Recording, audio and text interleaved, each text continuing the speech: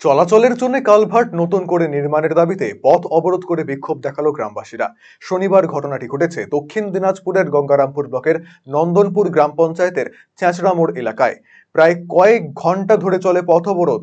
অবরোধকারীদের দাবি, গঙ্গারামপুর ব্লকের নন্দনপুর গ্রাম পঞ্চায়েতের চেঁচড়া মোড় থেকে বাজিতপুর যাবার রাস্তাটির দূরত্ব প্রায় কয়েক কিলোমিটার।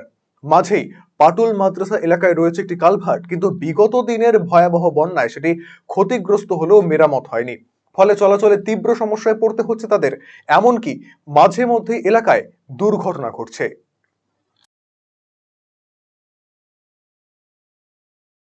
করেছিলাম এই কারণে, এই যে গত 5 থেকে 6 বছর হচ্ছে কোনো মেম্বার বা কোনো প্রধান বা বিডিও সাহেবরা এখানে আসে মানে রাস্তার দেখতেছে না।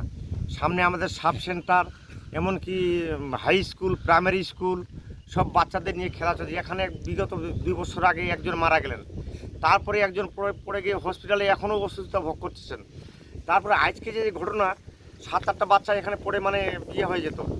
যাক, এই কারণে আমরা পথ অবরোধ করলাম। আর কেউ এখানে আমাদের মা বাবা নেই, এই কৃষকরাও দাম পাচ্ছে না বা আমাদেরও মানে যান হাতে নিয়ে চলতে। এখানে তো একটা ব্রিজ ছিল, সেই ব্রিজটার কি হয়েছিল? ব্রিজটা তো বহুদিন আগে ভেঙেছে, 5-6 বছর হয়ে গেল। তারপরে সংস্কার হয়নি? তারপর তো সংস্কার কোনো হয়নি। এই ওরা 4 মাস আগে করলাম, ওই যে সব টোটোওয়ালা, সব গ্রামের মানুষ বাঁশটা চাঁদা করে, পয়সা চাঁদা করে আমরা ব্রিজটা নিজেরাই ঠিক করলাম। কিন্তু কোনো প্রধান বা কোনো মেম্বার বা কোনো সংসদ এসে এখানে দেখাও করলো না, আর এই কাজটাও মানে হচ্ছে না। তাই মনে করে আমরা কয়েক গ্রাম মিলে আজকে ওখানে পথ অবরোধ করছিলাম। এদিন দীর্ঘক্ষণ ধরে পথ অবরোধ চলার পর খবর পেয়ে ঘটনাস্থলে ছুটে আসে প্রশাসনিক আধিকারিকেরা। অবশেষে প্রশাসনিক আশ্বাসে পথ অবরোধ তুলে নেয় গ্রামবাসীরা।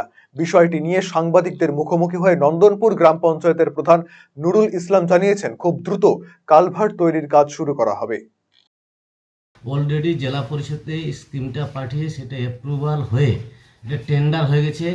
যারা জেলা পরিষদের দায়িত্বে আছেন, মৃণাল সরকার, ঝর্ণাদেব কর্মকার, তারপর অমৃত সরকার সহকারী সভাধিপতি, তিনারা এসে উদ্বোধন করে দিয়ে গেছেন। উদ্বোধন করে শিলান্যাস হয়ে গেছে। হওয়ার পর আমরা ওখানে একটু জল ছিল, জলটা হচ্ছে শুকিয়ে দেওয়া হয়েছে পঞ্চায়েতের পক্ষ থেকে। শুকানোর পর তারপর হচ্ছে একটু কাদা আছে, ওই জন্য কন্ট্রাক্টর আসতে একটু দেরি হচ্ছে কাজ করতে। তা আমরা গ্রামবাসীর পক্ষে আমরা ওখানে আমাদের যে মেম্বার আছে, মেম্বারদের বলেছি যে দুইবার কিন্তু আমরা ওখানে মাচা করে দিয়েছি পঞ্চায়েতের ফান্ড থেকে, কিন্তু অতিরিক্ত লোক যাওয়া আসা করে, গাড়ি ঘোড়া যাওয়া আসা করে, তার জন্য কিন্তু লাস্টিংটা হচ্ছে না এখন কারণ।